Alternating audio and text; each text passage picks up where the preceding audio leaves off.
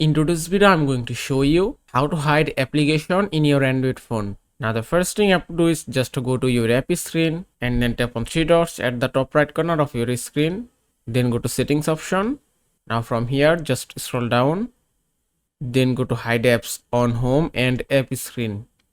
And that's it. From here, you can hide any kind of application as you want. Suppose if you want to hide Facebook, just select it and then tap on done.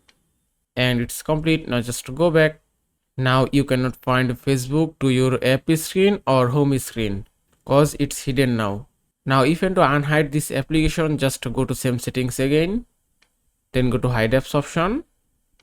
Now from here, to unhide any application, you have to just tap on this minus icon and then tap on done and then go back, and that's it. You can see the application has been unhide successfully.